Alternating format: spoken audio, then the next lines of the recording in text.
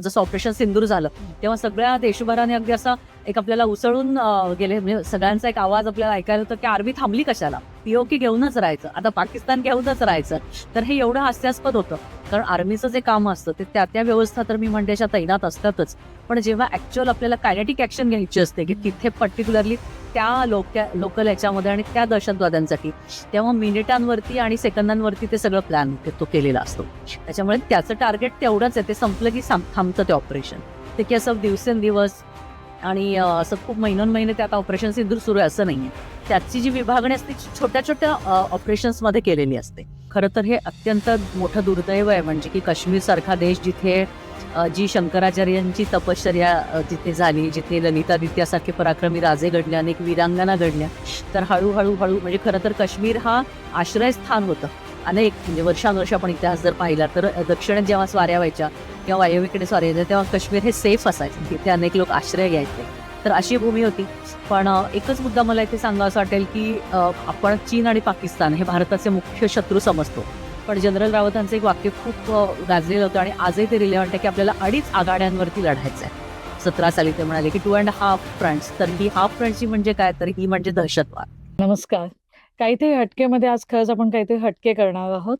एक उत्तम अशी प्रशासिका, लेखिका, आर्मी मेजर आणि त्यापेक्षा वक्ता आणि त्याहीपेक्षा सुंदर अशी एक माता ज्या आपल्याबरोबर आज आहेत, त्या म्हणजे मेजर मोहिनी कुलकर्णी. आपण यांना भेटूया, त्यांच्याबद्दल जाणून घेऊया, आर्मीबद्दल पण जाणून घेऊया. आणि मला माहिती आहे हा प्रवास तुम्हाला खरंच खूप काही देऊन जाईल. आजच्या तारखेला देशभक्ती देऊन जाईल ह्याची मी नक्कीच तुम्हाला हमी देते. चला तर मग सुरुवात करूया. आपण आज मोहिनी कुलकर्णीजींना भेटूया. चला तर मग. नमस्कार मोहिनी मॅम. सैन्यात यायचा निर्णय कसा काय झाला तुमचा आणि मग घरचे म्हणजे काय म्हणजे प्रतिक्रिया कशी होती घरच्यांची? नमस्कार सगळ्यांना. खूप छान प्रश्न आहे. सुरुवातीलाच जेव्हा कळलं की मी आर्मीत जाणार आहे किंवा माझ्या आर्मीच्या सगळ्या टेस्ट मी क्लिअर केलेल्या आहेत, तेव्हा खूप सपोर्ट मिळाला घरून. फक्त एक होतं की सगळीकडे ना तेव्हा आपल्याला माहिती की युट्यूब किंवा आज आपण पटापट सगळी माहिती मिळवू शकतो, तो काळ तसा नव्हता. तो काळ टेलिग्रामचा होता, फोन्सचा होता. त्याच्यामुळे हे नेमकं काय क्षेत्र म्हणजे कसं क्षेत्र आहे, पुढे काय काय आव्हानं आहेत, तर हे मात्र माझ्यासह कोणालाही माहिती नव्हतं. सो ती एक गंमतही म्हणता येईल आणि ते एक आव्हानही म्हणता येईल. तर अशा प्रकारे संमिश्र प्रतिक्रिया होती. पण उल्लेख करायचा झाला तर आईबाबांचा खूप चांगला सपोर्ट होता. माझा धाकटा भाऊ त्याचाही होता. आणि हे जे प्रश्न असतात तेव्हा की आता पुढे कसं, मग लग्नाचं कसं, असे प्रश्न तेव्हा सुद्धा उभे राहिले होते. पण ते अगदी ढाल बनून माझ्यासाठी म्हणजे उभे राहिले, कायमच सपोर्ट केला. आणि सगळ्या तयारीमध्ये माझं कुटुंब लागलेलं होतं आणि अशा पद्धतीने माझी रवानगी ट्रेनिंगसाठी झाली अकॅडमीमध्ये. सो ही प्रतिक्रिया तू जे म्हणालीस, आणि खरं तर आर्मीतच जायचं असं काही माझं लहानपणापासून ठरलेलं नव्हतं.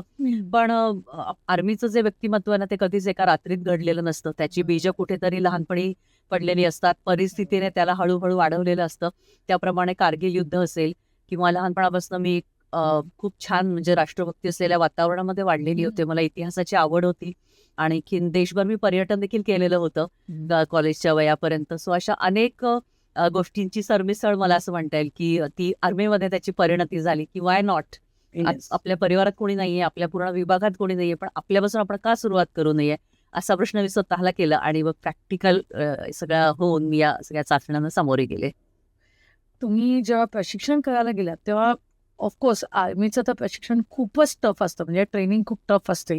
त्यात तुम्ही एक स्त्री आणि मी ऐकलं की तुम्ही तुमच्या म्हणजे जिल्ह्यातून पहिलीच महिला मेजर विभागात. येस, पूर्ण मराठवाड्यातल्या पहिल्या मेजर आहेत आर्मीमध्ये.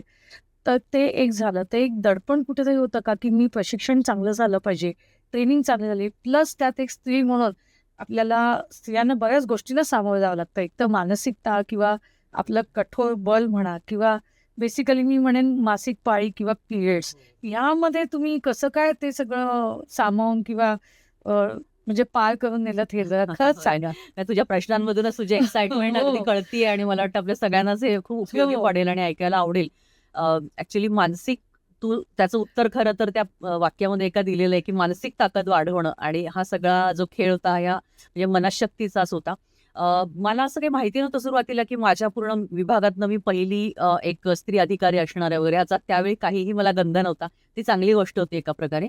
पण आम्ही नेहमी म्हणतो की एखादा मुलगा किंवा मुलगी सिलेक्ट होऊन जातात, ट्रेनिंग पूर्ण करतात आणि वर्दी हो. त्यांना मिळते, तर ती केवळ त्या माणसाची नसते किंवा त्या कॅडेटची नसते, तर संपूर्ण कुटुंबच जणू ती वर्दी धारण करत असतं.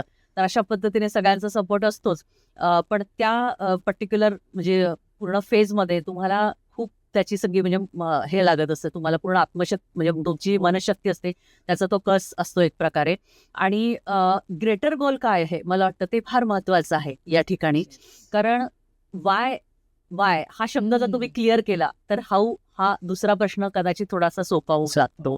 त्याच्यामुळे माझ्या पुढे ते ग्रेटर गोल होतं की एक स्त्रीची समर्थ प्रतिमा काय असेल असं मी जेव्हापासून स्वप्न बघायला लागले होते, तर तेव्हापासून मला ती कुठेतरी सशक्त प्रतिमा हवी होती, समर्थ हवी होती.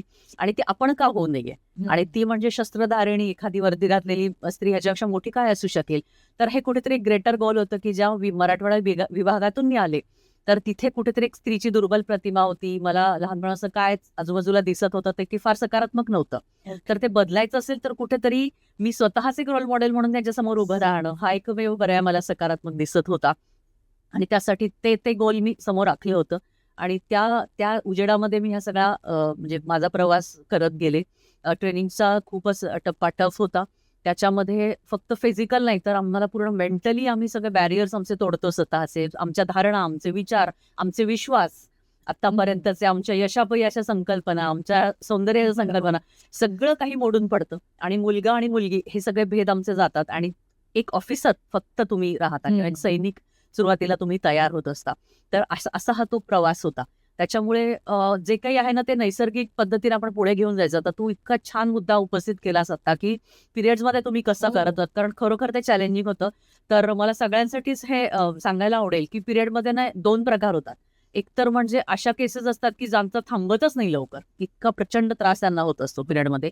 आणि दुसरा म्हणजे ज्यांना महिनोन-महिने पिरियड येत नाही. एक्स्ट्रीमली त्यांचा स्ट्रेस इतका मोठ्या लेवलला गेलेला असतो की बॉडी त्याप्रमाणे रिॲक्ट करते आणि त्यांना महिनोन-महिने पिरियडच येत नाही. अशा दोन्ही टोकाच्या तिथे आम्हाला केसेस बघायला मिळतात. सुदैवाने मला तसा काही त्रास झाला नाही, पण हा त्रास मी खूप जवळून बघितलेला आहे.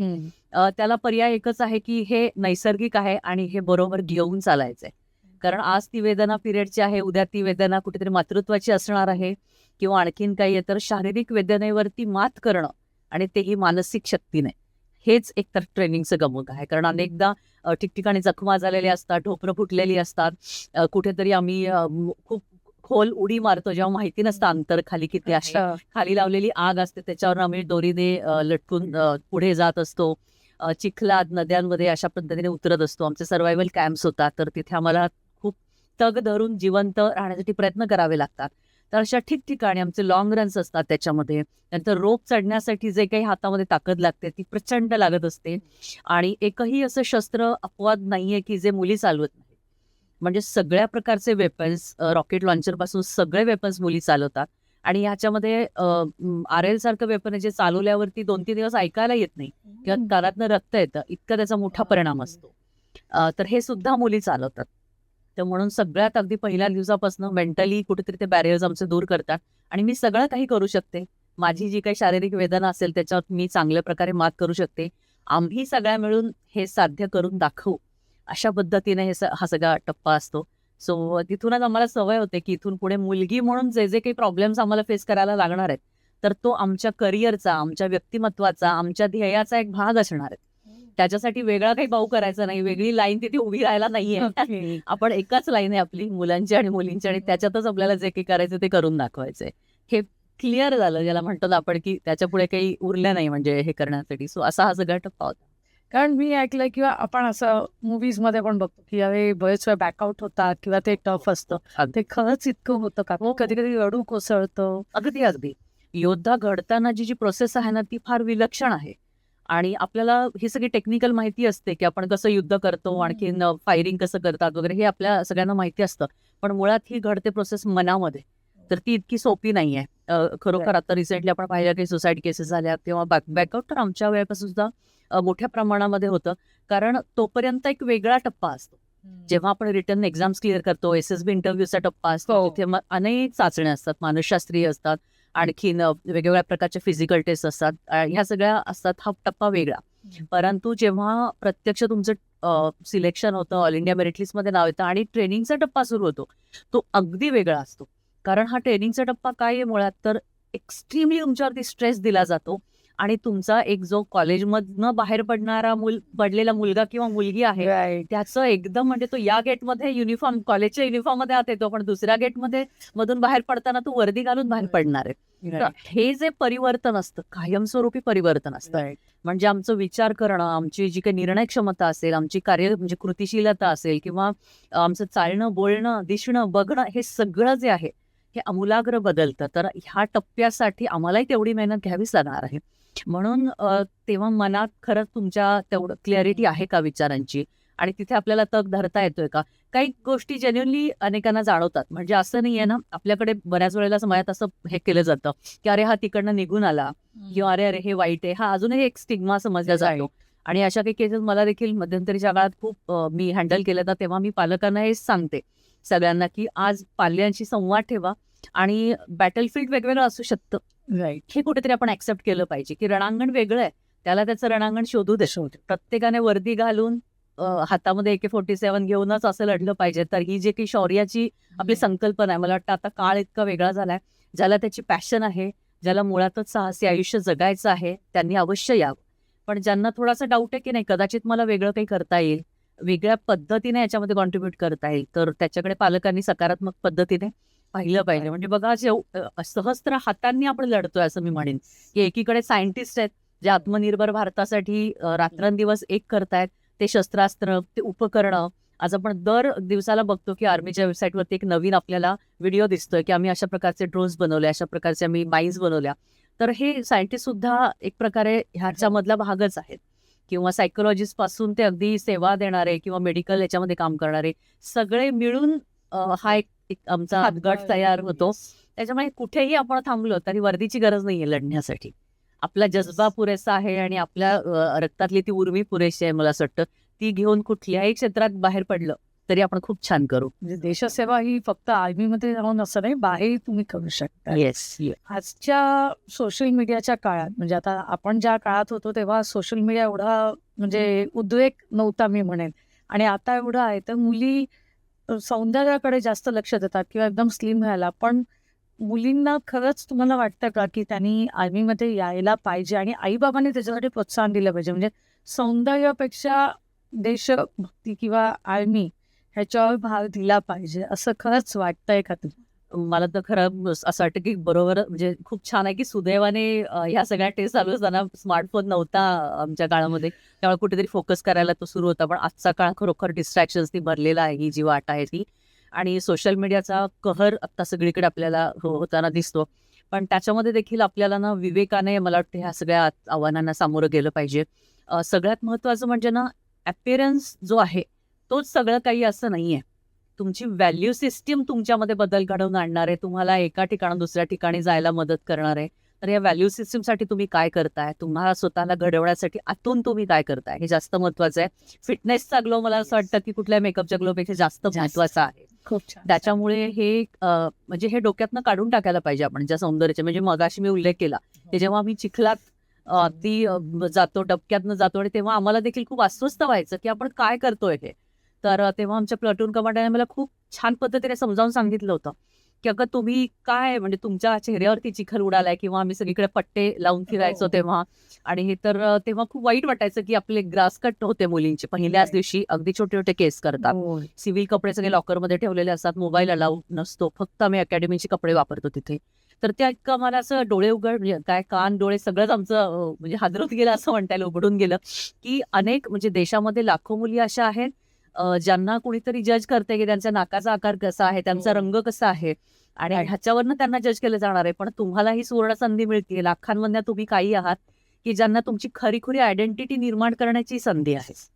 की याच्यानंतर जेव्हा वर्दी घालून तुम्ही बाहेर पडाल तेव्हा कुणीही तुम्हाला तुमच्या रंगरूपावरनं ओळखणार नाहीये.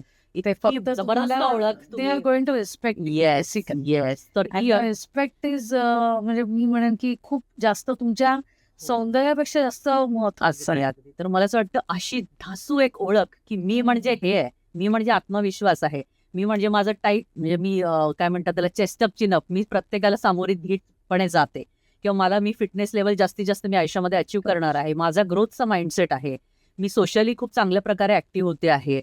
माझी पर्सनॅलिटी जास्तीत जास्त छान करण्याचा मी प्रयत्न करत आहे. लिडरशिप क्वालिटीज कुठेतरी मी माझ्यामध्ये दिवसेंदिवस इन्कल्केट करते. तर असं तरुणींनी डोळ्यासमोर आपल्या ठेवलं पाहिजे. त्याच्यासाठी घरच्यातून पण म्हणजे घरून पण हो, हो, प्रोत्साहन हो, मिळालं अगदी. पाहिजे. आणि सोशल मीडियामुळे अजून एक गोष्ट आहे ना, की सगळ्यांना असं वाटतं की आपलं लाईफ हॅपनिंग पाहिजे.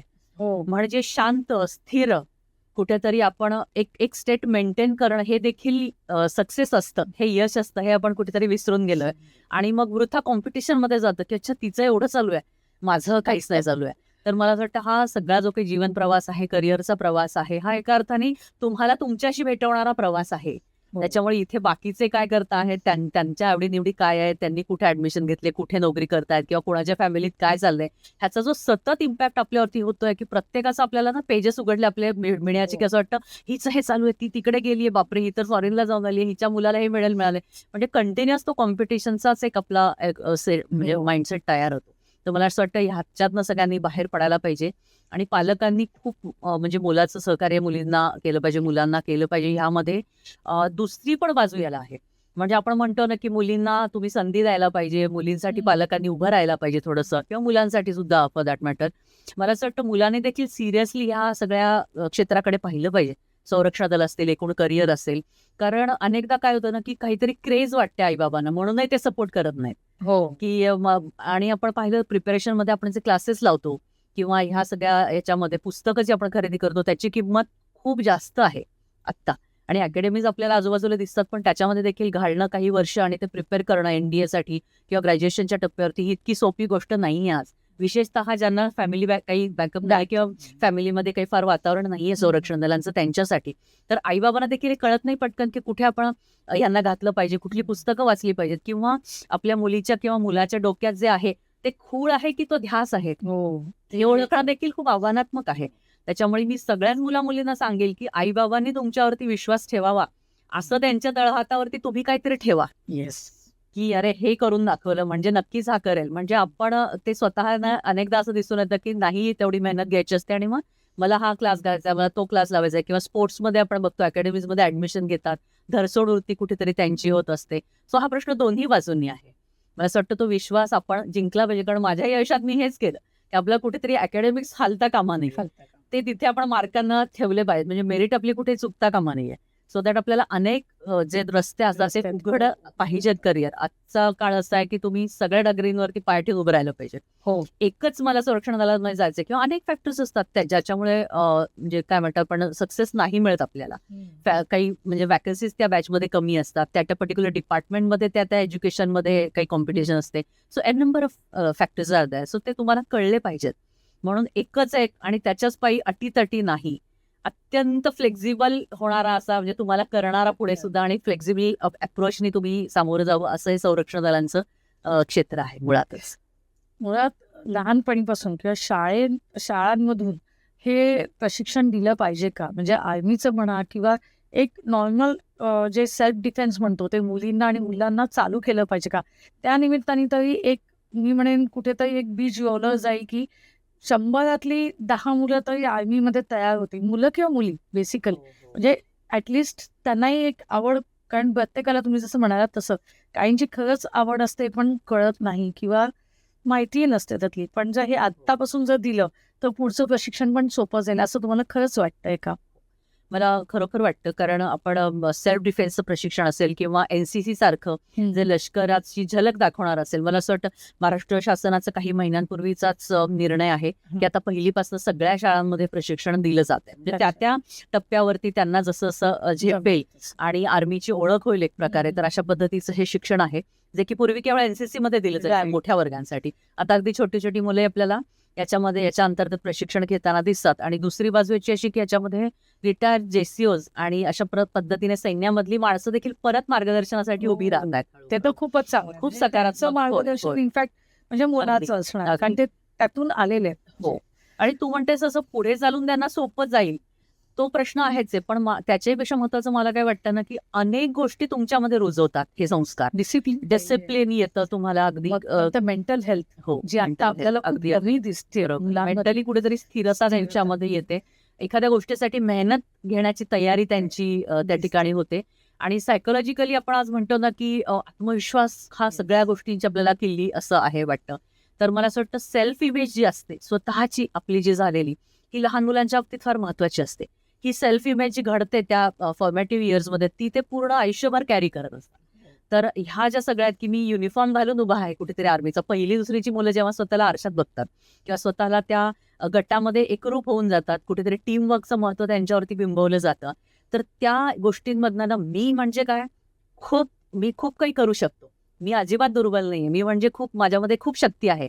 मी मनात आणलं ते करू शकतो. तर अशा प्रकारची जी आपल्याला एक इमेज लागत असते आणि संरक्षण दलामध्ये तर ही हवीच, प्रश्नच नाही. प्रत्येक क्षेत्रामध्ये आजचा काळ हा मुळातच लिडरशिप क्वालिटीजचा काळ आहे सगळीकडे. तर ही इमेज मला असं वाटतं त्यांचा जो स्वतःविषयीचा गौरव असतो तो जागा होतो आणि ते खूप काही देऊन जातं. त्याच्यामुळे पुढे कुठेही निराशा जे आपण म्हणतो असं त्या गोष्ट वाटेला ती जातच नाहीत मुलं, जी की लहानपणापासून सगळं शिकत असतात, बघत असतात. फार महत्वाचा निर्णय आहे. तुम्ही जेव्हा आर्मीमध्ये स्त्री म्हणून म्हणजे आता तुम्ही म्हणाला तसं मला नंतर लक्षात आलं की तिथे स्त्री आणि पुरुष किंवा मेल आणि फिमेल किंवा असं काही नाहीये, सगळे एक समान असतात. पण तरी ॲज अ लेडी मेजर जेव्हा तुम्ही तिथे उभ्या होतात तेव्हा तुम्हाला काही म्हणजे लोकांच्या दृष्टिकोनात काही फरक जाणवला का, की नाही आहे का, किंवा त्याचा काही फायदा झाला का, मी स्त्री आहे आणि मी समोरच्याची बाजू समजून घेऊ शकते जास्त चांगल्या प्रकारे, किंवा I can be a good म्हणजे ॲज अ लीडर, तर हे काही असं झालं का? हो, नक्कीच. दुसऱ्या प्रश्नाचं उत्तर मी आधी देते, की महिला जिथे-जिथे लीडरशिप पोझिशनवरती असतात, तेव्हा मला असं वाटतं, की त्यांना चांगलं लीडर म्हणून सिद्ध करण्यासाठी किंवा डेव्हलप करण्यासाठी स्वतःला कुठेही पुरुषांची मला असं वाटतं, की बरोबरी करण्याची गरज नाहीये. कारण त्यांच्याकडे त्याच्यापेक्षा जास्त खूप काही आहे. आणि महत्त्वाचं म्हणजे एम्पथी आहे. त्यांची अंडरस्टँडिंगची लेव्हल खूप म्हणजे हे असते, डेप्थ असते आपल्या सगळ्या भावनांना, विचारांना. तर मला निश्चितच माझ्या युनिटमध्ये काम करताना किंवा इतर अनेक ठिकाणी जिथे मी माझ्या संस्थेचं रिप्रेझेंटेशन केलं, अनेक प्रकल्पांमध्ये मला काम करायची संधी मिळाली किंवा प्रत्यक्षात जवानांचं नेतृत्व करण्याची संधी मिळाली. तर त्याही ठिकाणी मला असं वाटतं, की ते मर्म समजून घेऊन मी पुढे गेले. म्हणजे कुठेही असं नाही, की आता मी तुमची कॅप्टन आहे किंवा मी माझ्या सगळ्या निर्णयावरती आता तुमचं अवलंबून आहे, माझं ऐकायचं असं नाही. तर आपल्या वयापेक्षा ज्यांची सर्व्हिस जास्त झालेली असते, असे JCOs असायचे किंवा अनुभवी लोक असायचे, तर त्या ठिकाणी त्यांना कुठेतरी नेतृत्व देऊन, पुढे करून, त्यांच्या अनुभवांचा उपयोग करून घेणं आणि त्या उलट जवानांच्या फिजिकल शक्तीचा म्हणजे एक मिळून आपल्याला जो परिणाम साधता येतो तोही साधणं. तर अशा पद्धतीने मला असं वाटतं, की कुठे-कुठे मी गेले तिथे मी मर्म समजून घेतलं, की इथे आपल्याला काय करण्याची गरज आहे. प्रत्येक वेळी केवळ कमांड देऊन उपयोग नाहीये. तर तुम्हाला तो अनेकदा मिळवावा लागतो ह्या सगळ्यांमध्ये रिस्पेक्ट. तर आपले एक वेगळे आयाम आपण जोडतो मला असं वाटतं. आपली एक वेगळं गुण आपले रिफ्लेक्ट होत जातात या सगळ्या पोझिशन्सवरती आणि ते खूप छान पद्धतीने आहे. वेळप्रसंगी तुम्ही कठीण होता. पनिशमेंट जिथे मला द्यायची वेळ यायची, की नाही इथे चुकलेलं आहे काहीतरी, तिथे काही नाही. तिथे कुठे हायगाय नाही. आणि ज्या ठिकाणी प्रेमाने समजून सांगायची वेळ आहे, तर तिथे त्या पद्धतीने फ्लेक्झिबल होऊन समजावून सांगायचं. तर अशा पद्धतीने खूप सुंदर एक नातं अधिकारी आणि जवानाचं असतं आर्मीमध्ये. आणि तू सुरुवातीला विचारस, की मला काही त्रास झाला का किंवा काय? तर त्रास तर झाला, पण बरोबरीसाठी तो त्रास झेलणं जास्त सुखद होतं, असं मी म्हणेन. कारण आपण मगाशी ट्रेनिंगचे टप्पे पाहिले, की किती कठीण असतात आणि मग आम्ही आमच्या रेजिमेंटमध्ये जॉइन होतो. पण तिथे गेल्यानंतर सुद्धा मला ही गंमत सगळ्यांना सांगायला आवडेल, की तिथे गेल्यावरती पण काय असं तुमचं औक्षण घेऊन कोणी ताट तिथे तयार नसतं, की आता या तुमचं रेजिमेंटमध्ये स्वागत आहे, कमिशन झालंय. म्हणजे ते खरं तर आज मी म्हणेन तुमचं रेजिमेंट तुमच्यासाठी काय असं तू विचारलं, असं मी म्हणेन माहेर. एकच शब्द आहे माझ्यासाठी. पण तेव्हा परिस्थिती तशी नसते. तर अगदी रेल्वे स्टेशनवरती मी माझी बॅग आणि ट्रंक घेऊन उतरले त्या क्षणापासून ते पुढचे काही महिने माझी म्हणजे खूप पद्धतीने मला कसोट्या तिथे कसोटी जिंदगी की होती माझ्यासाठी अर्धी तिथे. तर जाताना खूप पद्धतीने मला फसवलं गेलं, की यातनं ही कशी बाहेर पडते सिच्युएशनवरनं, की नाही तर तुझी गाडी बंदच पडली आहे. आणि किस्सा हो, सांगा. हो, ऍक्च्युली खूप वेळ झाला आणि ती गाडी सुरूच होत नव्हती. मी 3 दिवस अथक प्रवास करून कलकत्त्याजवळच्या एका म्हणजे वेस्ट बंगालच्या एका कोपऱ्यातल्या गावामध्ये पोहोचले होते. 3 दिवस मी प्रवास केलेला होता. पण ते गेल्यानंतर सुद्धा काही म्हणजे ड्रायव्हर तिथे घ्यायला आला. मला वाटलं वा किती छान आपल्याला पहिला सल्यूट मिळालेला आहे आयुष्यातला आणि आपल्याला ड्रायव्हर आणि गाडी सुद्धा मिळालेली आहे. बास जिंकलंस मुली असं सगळं वगैरे. पण थोडं अंतर चालून गेले आणि तो म्हणाला नाही साबा मी गाडी नाही चल रही है. तर मी म्हटलं बापरे काय किती वेगळं शहर आहे, प्रांत आहे, भाषेचा काही संबंध नाही, कोणाचं काहीही नाही. पण खूप वेळ झाला ती चालेच ना. मग शेवटी मी अशी चिडले की अरे काय प्रॉब्लेम आहे. मग उठून मी त्या मेकॅनिक म्हणलं म्हणजे त्याला म्हणलं की तू घे मेकॅनिकच्या इथे घे आणि असं तसं ती दुरुस्त कर वगैरे. तर तेव्हा मला कळलं की त्यात काही प्रॉब्लेम नव्हता आणि त्यांनी तो मुद्दाम त्याला सांगण्यात आलेलं होतं की ही काय इनिशिएटिव्ह घेते ते बघूया आपण, ही काय गाडी सुरू करण्यासाठी प्रयत्न करते ते. खरं प्रचंड मी थकलेली होते आणि त्यानंतर तो चालवायला लागला आणि खूप अंतर चालून आत्तासारखं काही गुगल हे नव्हतं तेव्हा. असं काही कळेना की हा कुठे नेतोय आपल्याला. नाही बस आलंच आता, नाही बस आलंच आणि ते गाव काही येईना. तेव्हा परत एकदा मला त्याला थांबवून की नाही आपण कुठे जातोय, काय नकाशा आहेत मुळात, आजूबाजूला चौकशी करून मला माझ्या ठिकाणी ते शोधून काढायला लागलं. असं माझं स्वागत झालं होतं. आणखीन युनिटमध्ये गेल्यानंतर कुठल्याही ऑफिसरला जवानांना कमांड करायचं असतं म्हणून जवानांचं मुळात लाईफ कसं असतं तर हे समजून घेण्यासाठी त्यांना त्यांच्याबरोबर ठेवतात. त्यांचं ऑफिसर्स मेसमध्ये पहिल्यांदा स्वागत होत नाही, डायनिंग इन वगैरे होतं आणि मग आता तुम्ही ऑफिसर कमॉन आपलं सगळं हे नंतर सगळं होतं. तो मान सन्मान तुम्हाला मिळतो पण सुरुवातीला तसं होत नाही. जवानांच्या ताटाला ताट लावून तुम्ही खाली जेवायला बसता, त्यांच्या लंगरमध्ये जेवता, मेसमध्ये पण तुम्हाला प्रवेश नसतो ऑफिसर्सच्या आणि त्यांच्याबरोबर ती जे सगळी ड्युटी करत असतात त्यांच्याबरोबर तुम्ही जाता आणि ते जे रात्री वेळा ते ड्युटीज देत असतात पोस्टवरती तर तिथे देखील तुम्ही जाऊन हे करता. अशा पद्धतीने सगळी त्यांची कामं करता. म्हणजे तुमची डिग्निटी अजून की अरे काय मी कोण आहे इथे, मी का पडली आहे. सो प्रचंड अवघड असतं आणि मग नंतर मात्र जो तुम्ही ह्या सगळ्यातनं तावून सुलाखून बाहेर पडता आणि मग तेव्हा तुमचं खूप चांगल्या पद्धतीने स्वागत होतं आणि मग हळूहळू तुम्हाला एक कळतं की ही आपली फॅमिली आहे. अक्षरशः म्हणजे तुमच्या स्वतःच्या फॅमिलीपेक्षा तुम्हाला तिथे तुम्ही रमता, सगळे तुमची काळजी घेत असतात तुम्हाला. पण असं ना की टफ सुद्धा करतात. असं नाही की काळजी घेणं म्हणजे कम्फर्ट झोनमध्ये ठेवणं नाहीये. तर त्या प्रत्येक वेळी कम्फर्ट झोनमधनं मी बाहेर निघून वेगवेगळे चॅलेंजेस कसे घेईन आणि ह्यातनं मी एक चांगली लीडर कशी होईल ह्याच्याकडे सगळ्यांचं लक्ष असायचं. त्याच्यामुळे असा कोणी भेदभाव कधीच केला नाही की हे इतकं अवघड काम आहे हे मी हिला कसं देऊ. कारण मला माहिती आहे ही आत्ता बाहेर पडली आहे तर ही 4-5 वाजेपर्यंत येणार नाही, कुठे खाणार काय, हे मी हिला कसं हे काम देऊ असा विचार कोणीही केला नाही त्या काळामध्ये.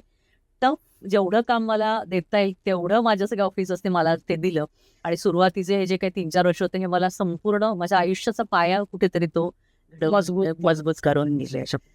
तर सध्या काश्मीरचा प्रश्न खूपच चिघळलेला आहे आपण असं म्हणू.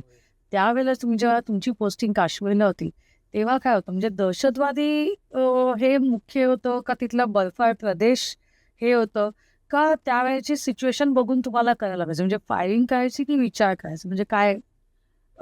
खूप मला छान संधी मिळाली कारण इंटेन्स काउंटर इन्सर्जन्सी एरियामध्ये माझी पहिली पोस्टिंग झाली आणि मी 3-1 वर्ष तिथे होते प्रॉपर काश्मीरमध्ये. तर खरं तर हे अत्यंत मोठं दुर्दैव आहे म्हणजे की काश्मीरसारखा देश जिथे जी शंकराचार्यांची तपश्चर्या जिथे झाली, जिथे ललितादित्यासारखे पराक्रमी राजे घडले, अनेक वीरांगना घडल्या. तर हळूहळू म्हणजे खरं तर काश्मीर हा आश्रयस्थान होतं.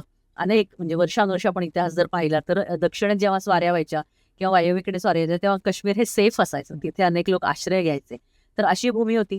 पण एकच मुद्दा मला इथे सांगावासा वाटेल की आपण चीन आणि पाकिस्तान हे भारताचे मुख्य शत्रू समजतो. पण जनरल रावतांचं एक वाक्य खूप गाजलेलं होतं आणि आजही ते रिलेव्हंट आहे की आपल्याला 2.5 आघाड्यांवरती लढायचं आहे. 17 साली ते म्हणाले की 2.5 फ्रंट्स. तर ही हाफ फ्रंटची म्हणजे काय तर ही म्हणजे दहशतवाद आणि ही आता आहेच आहे. म्हणजे जसं आपण म्हणतो की काहीतरी एखादी समस्या असते आणि आता ती मुक्त गाव किंवा असं नाहीये. दहशतवाद मुक्त भाग वगैरे असं काही होऊ शकणार नाहीये कारण ती मुळात तो जो ध्यास आहे तो एखाद्या धर्माच्या म्हणजे काय म्हणा जे आपण आचरण करतो त्याच्यामधला तो एक रुतलेला भाग आहे. त्याच्यामुळे जोपर्यंत धर्म सुधारणा होत नाही तोपर्यंत दहशतवादापासून भारतच काय सगळं जग मुक्त होईल ही आशा सोडून देणं खूप चुकीचं आहे.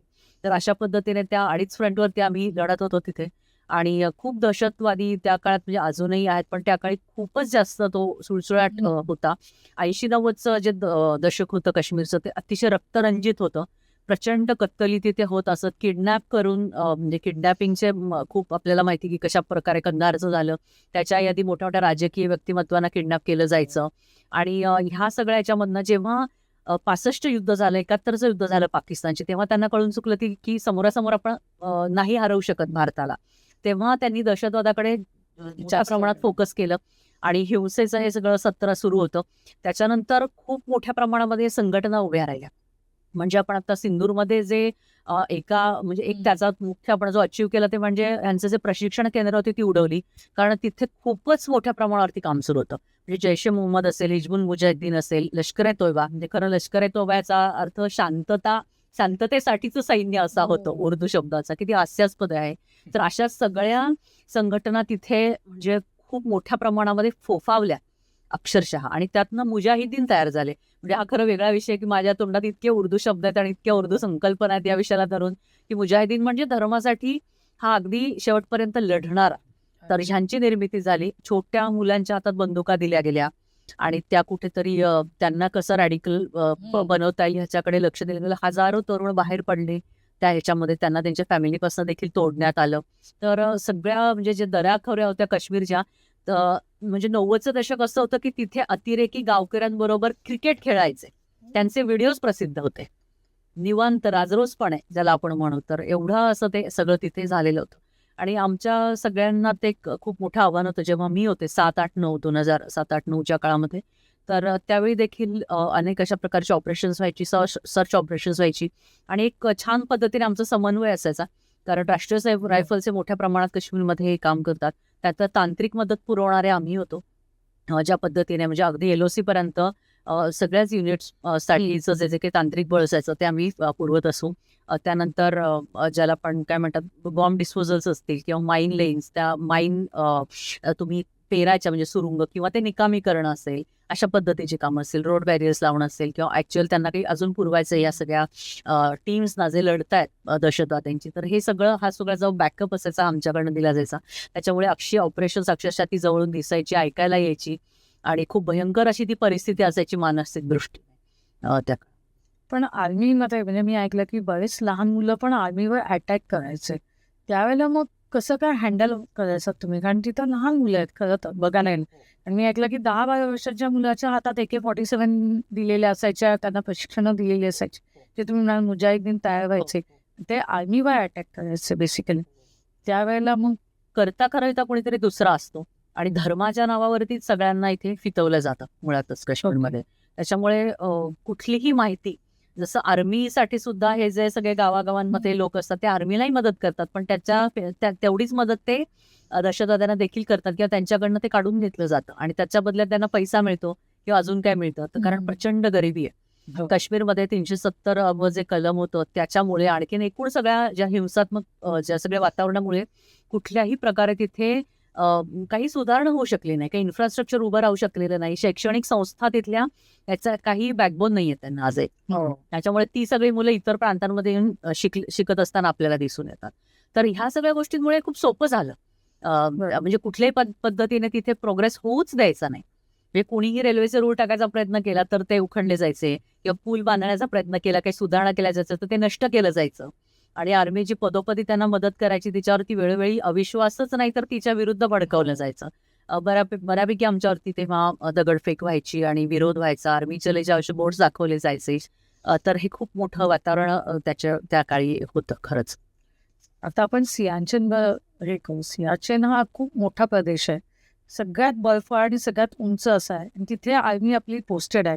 तर त्यांचे कॉस्ट्युम्स पण मी जे बघितले होते कारगिलच्या तिथे, लेह लडाखला पण त्यांचे कॉस्ट्युम्स ठेवलेले आहेत. जवळजवळ एक 10 ते 12 किलोचा तो कॉस्ट्युम आहे. प्लस ते जवळजवळ 20 किलो वजन घेऊन वर चढतात, कारण खाण्यापिण्यापासून सगळं त्यांना न्यावं लागतं. ऑक्सिजनची कमतरता, हे सगळं ते कसं निभावून नेतात म्हणजे हे खरंच म्हणजे मला आता विचारताना अंगावर काटा येतं.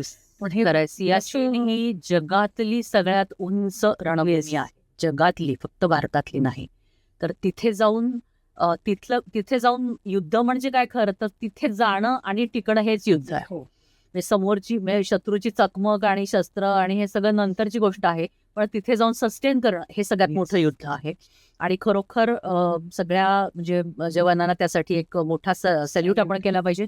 आता डेव्हलपमेंट अशी आहे की विमेन ऑफिसर्सची सुद्धा तिथे पोस्टिंग होतीये. येस, सियाचीनमध्ये. त्याच्या आधी एक वेगळ्या प्रकारचं प्रशिक्षण दिलं जातं अर्थातच सगळ्यांना, सगळ्या जवानांना नाही आणि ऑफिसर्स नाही. तर त्यामध्ये देखील तिने छान पद्धतीने केलं आणि ती सियाचीनमध्ये पोस्टेड आहे. तर तिथे एक नवीन माप ओलांडलं असं आपण म्हणूया एवढ्या मोठ्या उंच जागेवरती महिलेने. तर तिथलं जे आहे ना प्रचंड स्ट्रेस एकतर असतो, अनिश्चितता असते. म्हणजे जस्ट तुम्ही इमॅजिन करा, इव्हन नॉर्मल भागामध्ये सुद्धा जिथे तैनात असतात सगळे आपले जवान आणि झाडाचं पानही हलत नसतं, सगळीकडे स्तब्धता असते. अशा ठिकाणी कधीही कुठूनही गोळी येईल. 1 तास, 2 तास, 3 तास, एक दिवस, अख्खी रात्र जेव्हा अशा प्रकारच्या अनिश्चिततेमध्ये काढायला लागते, त्याचा दबदबा सगळ्यात जास्त. की एक चकमक सुरू झाली आणि आता काहीतरी आपण पुढे करतोय, तर हे एक प्रकारे काहीतरी ऍक्शन तरी सुरू असते. पण अशा प्रकारची जी टांगती तलवार डोक्यावर घेऊन चालणं आहे, तर हे खूप कठीण असतं. आणि सियाचीनमधल्या मध्ये आपल्याला माहिती हिमदंश होतो, म्हणजे फ्रॉस्टबाईट होतात आणि ते अक्षरशः ती बोटं अशी काळी-निळी पडतात. ती तात्काळ तुम्हाला ऑपरेशन करून काढून टाकायला लागतात. किंवा साधी गोष्ट जर आपण साध्या हाताने कुठल्याही आपला धातूला किंवा भांड्याला हे गेलं तर चिटकतो तो हात. तो काढला तेव्हा त्याच्यावर स्किन राहत नाही. अशा पद्धतीने रोजच्या आयुष्यामध्ये त्यांना चॅलेंजेस असतात सगळे. त्यानंतर पाऊल ठेवून आपल्याला पुढे जाता येत नाही. तो दसू शकतो खाली कधीही बर्फ. आणि आपल्या इतिहासामध्ये अशी अनेक उदाहरणं आहेत की बर्फ दूर केला तर खाली 120 म्हणजे अधिकारी आणि 120 जवान म्हणजे ट्रिगरवरती बोट त्यांचं होतं. अशा पद्धतीने आपल्याला सापडलेले आहेत बर्फाखाली सुद्धा. तर अनेकदा हे सगळं झालेलं आहे. अनेक ऑफिसर्स त्याच्यामध्ये कारगिलच्या युद्धानंतर सुद्धा काही ऑफिसर्स आपल्याला सापडले. तर अशा पद्धतीने अनेक म्हणजे डिफिकल्ट गोष्टी असतात.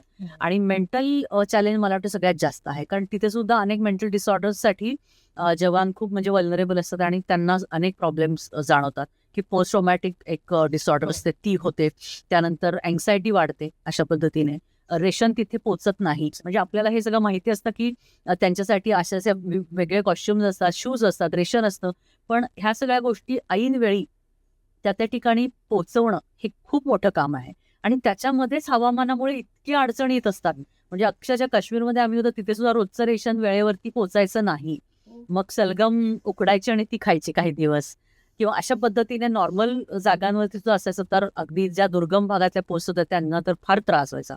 तर सियाचीनमध्ये तर म्हणजे तुम्ही इमॅजिन करू शकता. रात्रीचे जवान ऍक्च्युली ट्रॅव्हल करतात, कारण दिवसा हालचाल झाली तर त्यांना गोळी मारतात. म्हणजे बेसिकली कुठेही तुमचा शत्रू उभा असेल असं ट्रॅव्हल करतात असं नाही, पण रात्री तैनात जास्त असतात. आणि म्हणजे सकाळ ते संध्याकाळ म्हणजे सूर्यास्त होईपर्यंत तो ताफा नॉर्मल रोडवरनं जाण्याची परवानगी असते, ज्याला कॉन्वॉय म्हणतात. मागे आणि पुढे एक शस्त्रांची गाडी आणि मध्ये तुम्ही अशा पद्धतीने जाता. तर तो कॉन्वॉयला खूप नियम असतात की तो फक्त उजेडामध्ये जाऊ शकतो किंवा सूर्यास्त झाली तर मुक्काम करायला लागतो. आहे तिथेच. हे मी नॉर्मल भागातलं सांगते की तुम्ही जम्मूकडनं श्रीनगरला निघालात तर तिथे एक मुक्काम म्हणजे ते अंतर फार नसायचं. पण त्यावेळी आम्हाला रामबनला मुक्काम, बनियालला मुक्काम असं करत करत श्रीनगरला आणि मग बारामुल्लाच्या पुढे चौथ्या दिवशी आम्ही पोहोचत असू. असे सगळे नियम असतात, कारण ती सुरक्षा घेऊन तो लवाजमा घेऊनच आम्हाला चालायला म्हणजे परवानगी असते. आपण उठून कधी कुठे गेलो तर म्हणजे सुरक्षिततेची भीती तर वेगळी. आणि म्हणजे वुमेन ऑफिसरचा मगाशी मी जो विषय काढला तर इतके जास्त चॅलेंजेस असतात याच्यामध्ये की अशा प्रकारे दुर्गम भागामध्ये म्हणजे इमॅजिन करा की तुम्ही प्रवास करताय. म्हणजे माझा कसा असा होता तर तुम्हाला बाथरूमला जायची तिथे सोय नसते. कारण मुळातच अतिशय संवेदनशील असा तो भाग असतो. तिथे काही तुम्हाला मेन्स आणि विमेन टॉयलेट असं काही वेगवेगळं तुमच्यासाठी इन्फ्रास्ट्रक्चर प्रत्येक कानाकोपऱ्यावरती जंगलांमध्ये उभं असतंच असं नाही. आणि नॉर्मल तुम्ही बाहेर जायचं म्हटलं तरी तुम्हाला जवानांची गस्त लागते. तर हेही किती कठीण आहे. तर अशा पद्धतीने त्यांचा कुठल्याही प्रकारे कुठल्याही भागात जो प्रवास होतो हा खूप चॅलेंजेस घेऊन आलेला असतो. सो बॅक टू सियाचीन, तू जसं म्हणालीस की खरोखर सियाचीन हा एक खूप आव्हानात्मक अशी ती पोस्टिंग असते. आणि त्यासाठीचं जे मला असं वाटतं की आपण सगळ्यांनी काय केलं पाहिजे तर तिथे जे काही पोस्टेड आहेत त्यांच्यासाठी आपण खरोखर आपल्या प्रार्थनांमध्ये त्या जवानांना नेहमी ठेवलं पाहिजे आणि त्यांच्याविषयी सकारात्मक आपण म्हणजे राहिलं पाहिजे, त्यांना शुभेच्छा दिल्या पाहिजेत. इतकंच आपण करू शकतो. एवढेशी चॅलेंजेस तिथे आहेत. रॅपिड फायर घेऊया थोडीशी. हो, आर्मीमध्ये जेव्हा तुम्ही आहात तेव्हा जेव्हा तुम्हाला एखादा शत्रू दिसतो की शत्रूला बघणं की त्याला निर्णय घेऊन मारणं, त्याच्यात काय पहिले तुम्ही करता? तो दिसला की संपलं. पुढे होईलच जी काही ऍक्शन घ्यायची असेल. इंटेलिजन्स पहिले येतं का तुमचं शस्त्र पहिले येतं? Intelligence of course. माहिती ही म्हणजे बरोबर इंटेलिजन्स जो मिळतो तो म्हणजे हाफ लढाई तुम्ही तिथे जिंकलेली असते. योग्य माहिती जी आपल्यापर्यंत पोहोचते त्याला अनन्यसाधारण महत्व आहे. ह्याच्यावरूनच मध्ये एक प्रश्न घेते. खरं तर रॅपिड फायर चालू आहे, पण एक प्रश्न, जेव्हा इंटेलिजन्स तुम्हाला मिळतो तेव्हा तुम्ही कसं काय सगळेजण कोऑर्डिनेट करता आणि ते कोऑर्डिनेट्स कसे होतात? की कधी कधी असं होईल की अर्ध्या तासात तुम्हाला काहीतरी करायचं, तर तो अर्धा तास पण कितपत पुरेसा असेल माहिती नाही, त्यावेळेला काय? हा जो ऑपरेशनल रेडीनेस असतो हा कायम असतो. म्हणजे सगळ्यांना प्रश्न पडतो ना की पीस स्टेशनमध्ये आर्मी काय करते, किंवा आपल्या नॉर्मल शहरांमध्ये देखील आपल्याला माहिती आहे छावण्यांचा एरिया असतो तिथे आर्मी काय करते, किंवा एवढं मोठं आर्मीला बजेट कशासाठी लागतं, असे प्रश्न कायम टाकले जातात. तर हा जो रेडीनेस आहे, जो प्रिपेअर्डनेस आहे, हा प्रत्येक क्षणी तेवढाच महत्वाचा असतो. वेगवेगळ्या एक्सरसाइजच्या सायकल्स असतात आमच्या, आणखीन वेगवेगळ्या दृष्टीने प्रत्येक गोष्ट आम्ही मेंटेन केलेली असते, स्वतःपासून आपल्या उपकरणांपर्यंत. त्याच्या पिरियॉडिकल सगळ्या ह्या गोष्टी करायच्या असतात. ह्या प्रचंड डिसिप्लिनमध्ये ही सगळी व्यवस्था सुरू असते आणि ह्याच्यामध्ये त्याचं सगळं उत्तर दडलेलं आहे. तर हे मिळताच सगळी सिस्टीम एका मिनिटात हालायला लागते. आणखीन ते विभाग जे असतात ते त्यांचं काम त्यांना व्यवस्थित माहिती असतं, पण परंतु त्या ठिकाणी एक तेवढंच ऑपरेशन आखलं जातं. म्हणजे या अनुषंगाने मी एक उदाहरण देईल तर त्यांनी सोपं जाईल की आपण आता जसं ऑपरेशन सिंदूर झालं तेव्हा सगळ्या देशभराने अगदी असं एक आपल्याला उसळून गेले. म्हणजे सगळ्यांचा एक आवाज आपल्याला ऐकायला होता की आर्मी थांबली कशाला, पीओके घेऊनच राहायचं, आता पाकिस्तान घेऊनच राहायचं. तर हे एवढं हास्यास्पद होतं, कारण आर्मीचं जे काम असतं ते त्या व्यवस्था तर मी म्हणते अशा तैनात असतातच, पण जेव्हा ऍक्च्युअल आपल्याला कायनेटिक ऍक्शन घ्यायची असते की तिथे पर्टिक्युलरली त्या लोकल याच्यामध्ये आणि त्या दहशतवाद्यांसाठी, तेव्हा मिनिटांवरती आणि सेकंदांवरती ते सगळं प्लॅन तो केलेला असतो. त्याच्यामुळे त्याचं टार्गेट तेवढंच आहे, ते संपलं की थांबतं ते ऑपरेशन. ते की असं दिवसेंदिवस आणि असं खूप महिने त्यात ऑपरेशन सिंदूर सुरू आहे असं नाहीये. त्याची जी विभागणी असते ती छोट्या छोट्या ऑपरेशन्समध्ये केलेली असते. आणि त्या ऑपरेशनसाठी काय हे अमुक एक टार्गेट आहे, त्याच्यासाठी 2 प्लटून्स लागणार आहेत, एवढी संख्या लागणार आहे, 1 कंपनी लागणार आहे, हे किती माणसं लागणार आहेत, त्यांची काय काय उपकरणं लागणार आहेत, त्यांनी एवढ्या आवर्सला तिथे जमायचे, 10 मिनिटांमध्ये हे पूर्ण करायचे, 15 मिनिटांनी परत यायचंय. इतक्या अॅक्युरेसीमध्ये हे सगळे ऑपरेशन्स आणि छोटी छोटी सब ऑपरेशन्स ही आखली जातात. तर तेवढं करून त्यांनी परत यायचं असं. त्याच्यामध्ये कोणाला अजून काही क्रिएटिव्हिटीची काही तिथे गरज नसते. तर एक असतो लीडर, तो हे सगळं सांगतो आणि त्या साखळीमध्ये त्या सगळ्या ऑर्डर्स खाली दिल्या जातात. तेवढ्या पुरतच की त्याला काय करायचंय. एकूण आता आपण तो असा नेता काही भाषण देत नाही उभं राहत की अब हमें ये करना आहे आणि राष्ट्रभक्ती आहे आणि असं आता आपल्याला मार गिराना आहे वगैरे. आपण ते म्हणजे मूवीमध्ये ऐकतो, तो जज्बा असतोच, प्रश्नच नाही. आम्हाला जेव्हा आपल्याच साथीदारांचे सगळी शरीर आजूबाजूला पडलेली असतात तिथे आपला कधी नंबर लागू शकतो एवढी प्रचंड भीती सगळ्यांच्या मनात असते. तर अशा वेळी मोटिवेट करण्यासाठी एका लिडरला हे सगळे शब्द वापरावेच लागतात, परंतु तरी सुद्धा एक स्टेबल म्हणजे माइंड स्टेबलच लागतं. तिथे कुठे जोश असं नाहीये, होश से काम सब चलता है. आणि अशा पद्धतीने त्याच्यासाठी त्या 7-8 लोकांसाठी 10 लोकांसाठी काय समोर टार्गेट आहे, काय वेळ आहे, काय हातात घ्यायचंय, तेवढंच करायचं, दॅट्स इट. तर ही अॅक्युरेसी जी असते ना याच्यात सुद्धा अनेक गोष्टी याच्यामुळे ह्या यशस्वी होत असतात. त्यानंतर गती एक असते प्रचंड. म्हणजे हे शब्द खरं तर सिव्हिल आणि डिफेन्स ह्या 2 विश्वांना वेगळं करतात एकमेकांपासून, की ज्या गतीने, ज्या अॅक्युरेसीने आणि ज्या डेडिकेशनने हे सगळे काम म्हणजे केलं जातं की दुसरं काहीच नाही. ते टार्गेट म्हणजे अर्जुनाला फक्त पक्षाचा डोळा दिसतोय हे जे साधलं जातं किंवा हे जे सगळं ऑन ग्राउंड प्रत्यक्षात उतरवलं जातं ते म्हणजे ऑपरेशन असतं कुठले. माझा प्रश्न तोच होता पुढचा की तुम्ही प्रशिक्षण घेताना ट्रेनिंगच्या वेळेला बंदूक चालवणं ठीक आहे, पण प्रत्यक्षात पहिल्यांदा तुम्ही किंवा एखादा आर्मी ऑफिसर जेव्हा एखाद्याला शूट करतो तेव्हा त्याची मनस्थिती काय होते? खरंच हात थरथरतात, कापतात की? आणि खूप छान प्रश्न आहे हा आरती, कारण दोन्हीमध्ये खूप फरक असतो. हो, कारण आम्ही अकॅडमीमध्ये सगळी शस्त्रास्त्र दाखवतो म्हणजे चालवतो आणि ज्याला आपण म्हणतो बायनेट असतं एक प्रत्येक रायफलवरती, ते आम्ही खूप असतो त्याला आम्ही धावा असं सगळं. म्हणजे तो क्षण सुद्धा आम्हाला जेव्हा शिकवला जातो तो इतका अविस्मरणीय की मला अजूनही तो आठवतो की कितीही तुम्ही ह्याने ओरडलं किंवा किती हे झालं तरी जे आमचे उस्ताद असायचे शिकवणारे, तर त्यांचं समाधानच होत नव्हतं. की म्हणजे तुम्ही इमॅजिन करा की सगळ्या तुमच्या शस्त्रातल्या गोळ्या संपलेल्या आहेत, सगळं आता उडालेलं आहे, तुमच्याकडे ग्रेनेड पण नाही खिशामध्ये, काहीच नाहीये. तो शेवटचा क्षण आणि शत्रू इतका जवळ आहे की तो तुम्हाला त्या संगीन खुपसून त्याला संपवायचंय. तेव्हा तुमच्या डोळ्यात किती रक्त उतरलं पाहिजे. तेव्हाचा क्षण करो या मरो हा आहे. तुम्ही वाचणार आहे का तो वाचणार आहे, तर तो क्षण तुम्हाला किती ताकदीने तिथे करायला पाहिजे. तर अशा पद्धतीने आम्हाला प्रशिक्षित केलं जातं, परंतु जेव्हा हाडामासाचा एक म्हणजे माणूस समोर हालत असतो आणि त्याच्यावरती गोळी मारायची असते, तर हा खरोखर सगळ्यांसाठी खूपच म्हणजे प्रत्येक ऑफिसरसाठी ही मोठी गोष्ट असते. तर पुन्हा एकदा तेच प्रॅक्टिस आणि पण गेटार तरी एक मला वाटतं एक हो. देशभक्ती कुठेतरी असते हो. की त्या दहशतवाद्याला मारायचंय मला. ट्रेनिंग हे सगळ्यात महत्वाचं याच्या ठिकाणी आणि प्रॅक्टिस की ग्रेटर गोल काय हे असं असं करायचंय आणि हे मारायचंय. आणि मगाशी मी म्हणाले की तेवढ्यापुरतं जे आपण हो. ऑपरेशन असतं ते देखील की आता हे 4 आपल्याला इंट मिळाले की 4 अतिरेकी या भागात आहेत. सो आपलं एम आहे की त्यांना हे करायचंय. तर हे अशा पद्धतीची एम्स तिथे दिलेली असतात. तर ती त्यांना तिथे संपवायलाच लागतं आणि फायरिंग वगैरेची सगळी विशिष्ट प्रॅक्टिस त्याही भागामध्ये आमची कंटिन्युअसली चाललेली असते. सो आहे आणि त्याची हळूहळू मग सवय व्हायला लागते. आणि त्या एका अतिरेक्याने काय काय केलंय हे जेव्हा आपल्याला कळतं किंवा कळालेलं असतं तेव्हा तर खूप किती मी आता जणांना मारू आणि किती नाही असं सुद्धा त्या ठिकाणी होतं. म्हणजे तरी देखील संयमाने ते करायला लागतं. असं नाही की मी खूप चिडली आहे आणि आता मला सगळं संपवूनच टाकायचं असं पुन्हा एकदा कुठेही जोश असा कामाला नेत. पण तो जज्बा कायम मनात असतो की हा मला असं वाटतं ना की हिंसा ही जी गोष्ट आहे आपण ज्याला म्हणतो की व्हायलन्स आणि शस्त्र बाळगणं आणि शस्त्राने समोरच्याला मारणं खरं तर ही आपल्याला फिजिकली घटना एक दिसते.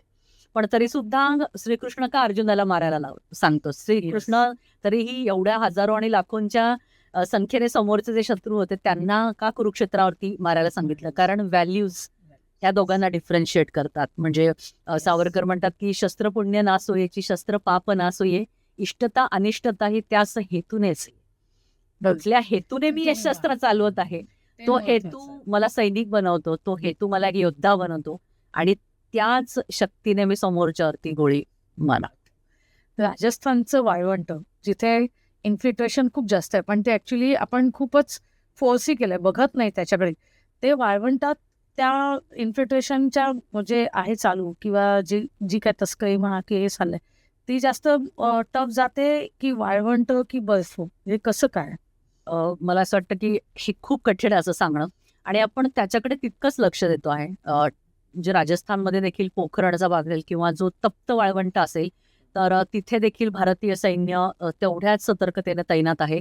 भारतीय सैन्याचं हे म्हणजे अनेक वैशिष्ट्ये आहेत खरं आपली जगाच्या सैन्यांमध्ये जर आपण तुलना करायची झाली तर भारतीय सैन्याचं एक वैशिष्ट्य असंही आहे की विविध पद्धतीच्या टेरेनमध्ये आपण काम करतो.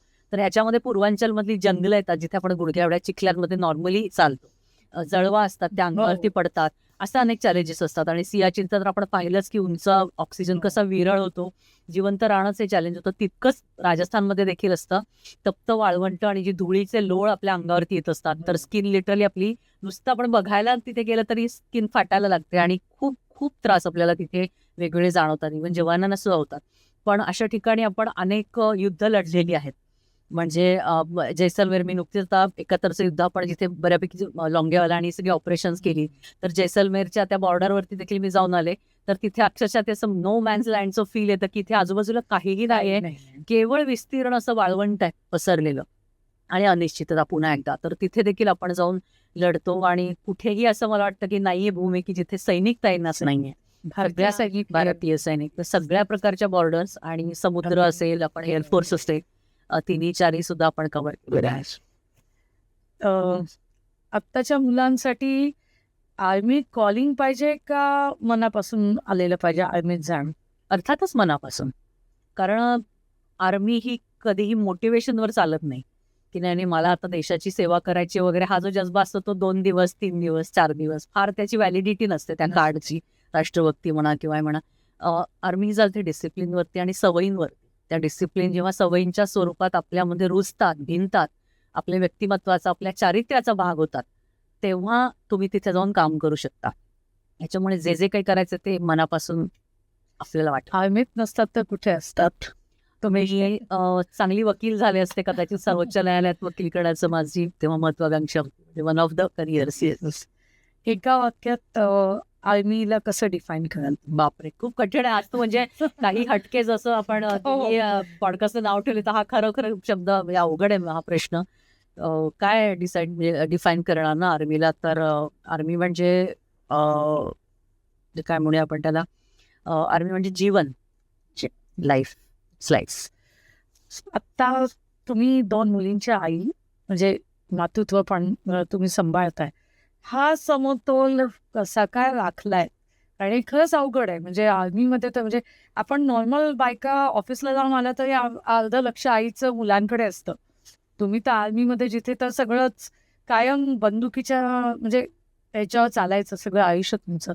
त्यावेळेला मुलींना कसं काय तुम्ही म्हणजे कसा बॅलन्स घेतलात हे सगळं? आव्हानात्मक टप्पा आहे हा. पण मला असं वाटतं की कोणीही असो, मी असो, इतर सगळे विमेन ऑफिसर्स आपल्या, ह्यांना ना एक सवय लागलेली असते की कुठल्या संघर्षामध्ये संधी शोधायची. त्याच्यामुळे मी मला वैयक्तिक आयुष्यात देखील असंच ठरवलं की आपण मातृत्वाकडे फक्त जबाबदारी किंवा बदल किंवा आपल्याला काहीतरी आता वाढणार आहेत सगळ्या गोष्टी अशा दृष्टीने न बघता आपली शक्ती अजून वाढणार आहे अशा दृष्टीने आपण बघूया की आई होणं म्हणजे कितीतरी पटीने माझी शक्ती वाढणार आहे आणि जबाबदाऱ्यांना मी पुरून उरणार आहे. तर आपण कुठल्याही गोष्टीला ज्या अप्रोचनी बघतो आणि ज्या पद्धतीने आपण हँडल करतो ना, ती भूमिका, तो विचार, मला असं वाटतं त्याच्यामध्ये हे सगळं दडलेलं असतं. म्हणजे कुठलाही निर्णय असो की मला आता घरी 2-3 वर्ष मुलींसाठी द्यायचे, तर त्याच्यामागे माझी भूमिका किती पक्की आहे. मी सारखी विचलित होते का इतरांनी करिअर करतात का मी समाधानी आहे. या भूमिकेवरती ते सगळं अवलंबून असतं. तसंच हे माझ्यासाठी हा मातृत्वाचा टप्पा होता की मला हेही घेऊन चालायचं आणि तेही घेऊन मला दोन्ही नाही बरोबर घेऊन चालायचं. तर बॅलन्स कसं असतं ना की कधी कधी तिकडची कॉलिंग मग तिकडे अटेंड करायचं आणि कधी कधी इकडे कुठलाही सबब न देता की आता ही आहे किंवा हिला कमी आवर्स आता ऑफिसमध्ये ही बसणार आहे किंवा मी दोन्ही वेळेला मी अक्षरशः 8-9 महिन्यांपर्यंत काम केलेलं आहे प्रेग्नन्सीजमध्ये. तर कुठल्याही प्रकारे प्रवास मी नाही म्हटलं नाही कधी किंवा रात्री ड्युटीज असायच्या आमच्या कंट्रोल रूममध्ये, तिथेही मी जात असे. साडीचा आमचा युनिफॉर्म असतो प्रेग्नन्सीमध्ये घालण्याचा, तर त्याच्यामध्ये तर अशा पद्धतीने मी हे एक तेवढ्यापुरता टप्पा मी ओलांडत गेले, खूप मोठा विचार न करता. आणि दुसरी प्रॅक्टिकल गोष्ट म्हणजे सपोर्ट सिस्टीम. तर मी अगदी सुरुवातीला जसं म्हणाले की वर्दी केवळ तो मुलगा किंवा ती मुलगी घालत नाही, तर अख्खा म्हणजे तो सगळं कुटुंब, ते फौजी कुटुंब. म्हणजे आता माझ्या मुली पण ओळखून I am from army family असं म्हणतात त्या. म्हणजे तर त्याच्यामुळे कॉन्स्टंटली मला ना सासूबाई आणि आई अशा दोघींचाही मला प्रचंड ही मोठी मातृशक्ती माझ्या मागे खंबीरपणे उभी होती अगदी शेवटच्या दिवसापर्यंत. म्हणजे सर्व्हिसच्या अजून देखील की नाही हे तुला करायचं, आणि प्रेरणा स्वरूपात सुद्धा आणि फिजिकली सुद्धा तिथे असायचं. कारण फक्त काश्मीरचीच पोस्टिंग आहे, मला नंतरच्या काळामध्ये पठाणकोट बॉर्डरवरची देखील पोस्टिंग मिळाली, ज्यामध्ये एअरबेसचा अटॅक झाला आणि खूपच आमच्यासाठी ती फेज खूप कठीण होती. सगळ्याच तिथे पोस्टेड जे होते ऑफिसर्स, अगदी हाकेच्या अंतरावरती तो एअरबेस होता माझ्यापासून, आणि काही महिन्यांची माझी मुलगी होती आणि त्यानंतर मोठी मुलगी देखील फार मोठी होती त्यावेळी.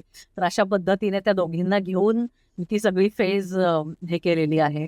तर जायचं आपण सामोरं, आणि हे मीच करू शकते आणि मी करू शकते तर मी का करू नये, असा एक आपल्याला तेव्हा प्रत्येक confidence स्त्रीने हे देखील- मनात हो हो ठेवलं. आपण सहज करू शकतो हे. आणि त्या ठिकाणी कसं ना, म्हणजे आपण ऑफिसर असल्यावरती देखील काम करताना आपण म्हणतो की जो कमांड करतो तो लीडर असं नाहीये, जो जबाबदारी घेतो तो लीडर, जो अकाउंटेबल असतो तो लीडर.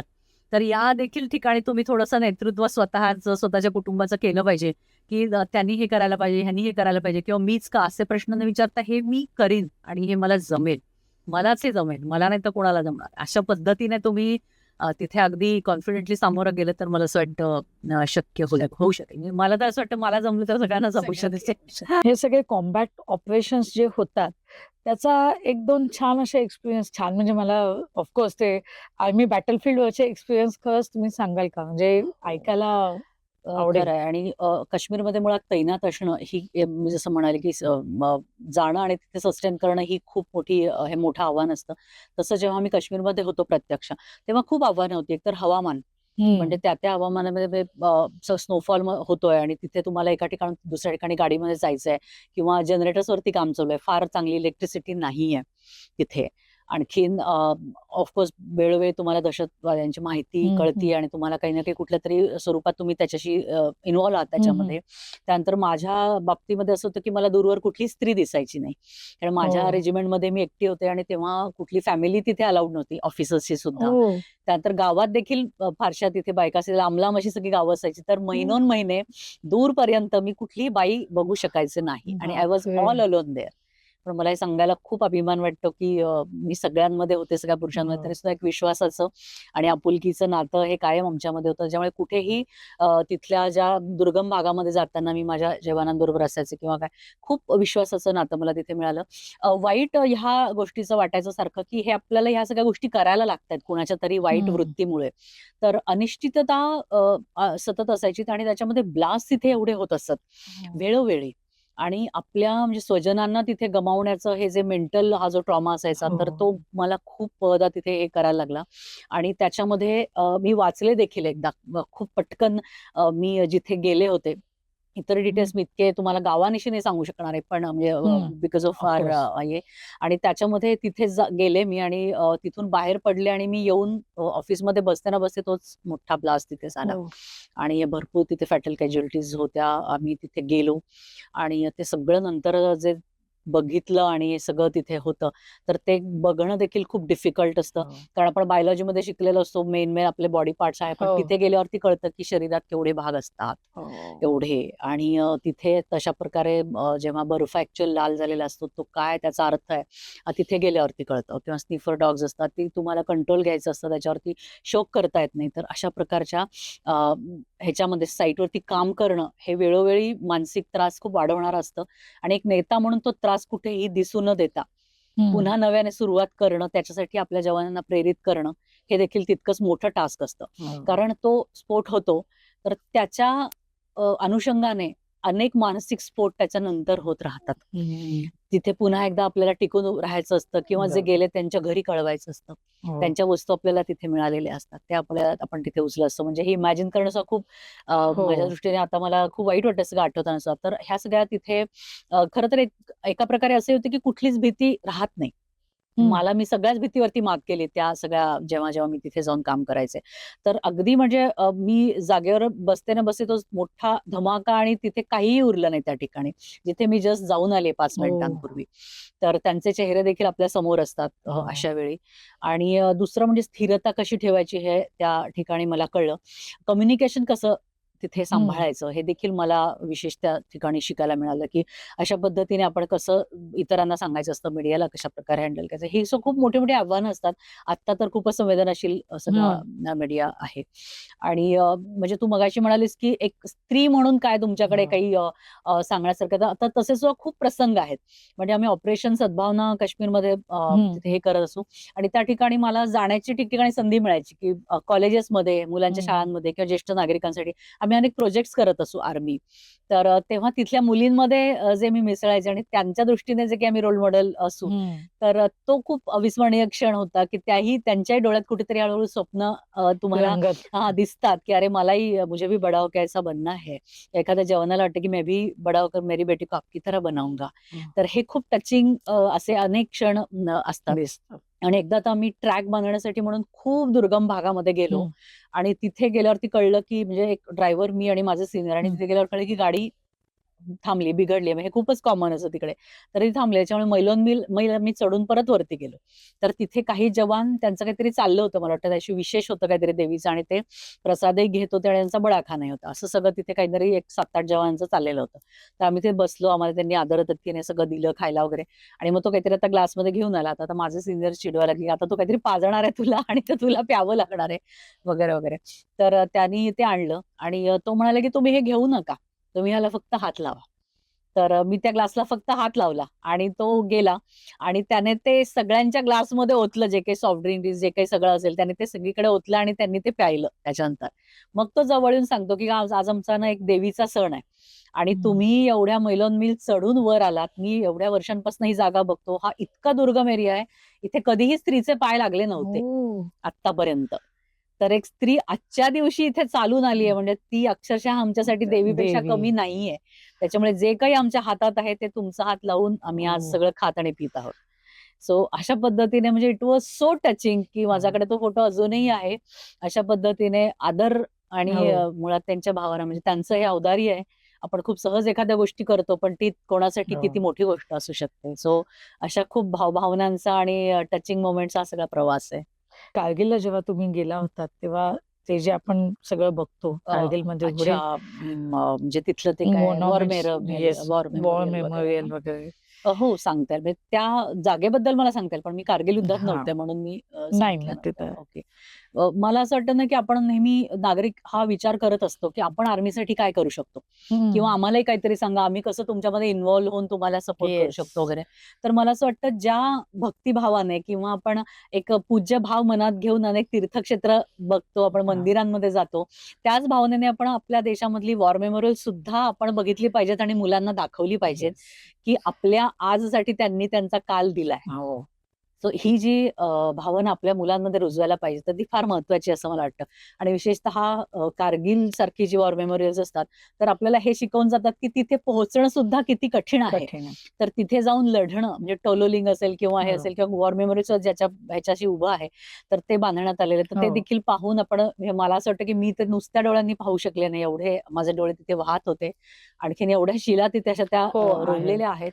तर तेव्हा असं वाटतं, की ह्यांच्या ह्या बलिदानावरती आपण आज उभे आहोत हो. कुठेतरी. आपण आज एन्जॉय करतोय आपलं लाईफ आणि खूप बलिदान आपल्याला वेळोवेळी आपल्या देशाच्या सुरक्षेसाठी आणखीन सार्वभौमत्वासाठी आपल्याला द्यावं लागतंय. घ्यावं लागतं. त्याही काळात ते दिलं गेलं, तर त्याची आपण प्राणपणाने रक्षा केली पाहिजे आणि अशा ठिकाणी सगळे भेद देखील मनातले विसरले पाहिजेत. हेही नागरिकांनी लक्षात ठेवलं पाहिजे, हो. की त्यांनी ज्यासाठी बलिदान दिलं तो भारत होता. तो एक देश होता. तो कुठेही त्यांनी महाराष्ट्रीयन म्हणून दिला नाही, कुणीतरी हो. गढवाली म्हणून दिला नाही, मी मराठी म्हणून दिला नाही किंवा मी हिंदू मुस्लिम म्हणून दिलेला नाहीये. हो. तर त्यांनी भारतासाठी आपला जीव दिलाय. तर तो भारत आपण भारत म्हणून बघतोय का आज? की आपण देखील जाती ह्याच्यामध्ये हं. विभागलं गेलो आहोत. आपण भाषांमध्ये, आपण वेगवेगळ्या सीमांमध्ये विभागलं जातोय दिवसेंदिवस. आपल्यातला विघटनवाद फोफावतोय. हो. तर अशा वेळी हे चित्र डोळ्यासमोर आणायचं, कारगिल वॉर मेमोरियल, की हो. त्यांनी जीव कशासाठी दिलाय? मी त्याच्या पात्र होणं, मला असं वाटतं कुठल्याही हो. नागरिकांनी त्या बलिदानासाठी पात्र होणं, पात्र. ही इतकी महत्वाची गोष्ट आहे आणि तीच त्यांना खऱ्या अर्थाने श्रद्धांजली आहे. म्हणून अशा सगळ्या ठिकाणी अवश्य आपण गेलं पाहिजे. गेलं पाहिजे. आणि कारगिल युद्धाने त्याचा इतिहास सुद्धा मला हे आवाहन हो. करावंसं वाटतं, की प्रत्येकाने वाचला पाहिजे तो इतिहास. कारण तो अगदी अलीकडच्या हो. ह्याच्यामध्ये घडलाय. म्हणजे जेव्हा आपण सगळे शाळा कॉलेजेसमध्ये होतो आणि त्या कॉलेजने म्हणजे त्या युद्धाने आपल्या सगळ्या धारणा बदलून गेल्या, हो.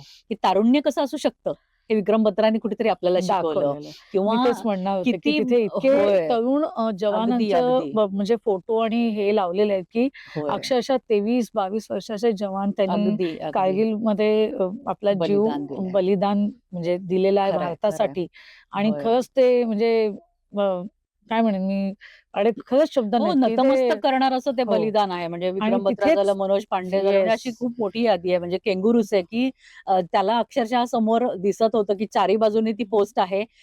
त्याला चालता येईना जेव्हा त्या बर्फाच्या हो. किनाऱ्यावरनं त्याने शूज काढून टाकले एवढ्या हो. बर्फामध्ये आणि ह्याच्यामध्ये. त्यानंतर स्वतःच्या कमरेला दोर बांधला, तो दोर समोर अडकवला. समोर अडकून त्याला त्यांनी धरून तो पुढे गेला आणि चारी बाजूनी त्याच्यावरती आघात होत असताना तो ते जीव हो. घेऊन तो नंतर गेला. गेले. आणि एक सुंदर गोष्ट ज्याच्यावरती मी कायम लिहित आली आहे कारगिल युद्धाच्या बाबतीत ती म्हणजे त्यांची सापडलेली पत्र. हो. हा एवढा मोठा एक राष्ट्राचा ठेवा आहे आपल्या, की एक तरुण म्हणजे हं. लिहितो त्याच्यामध्ये, हो. की "आई-बाबा तुम्ही जेव्हा हे पत्र वाचत असाल, तेव्हा मी वरती अप्सरांचा पाहुणचार घेत असेल." हो, हो.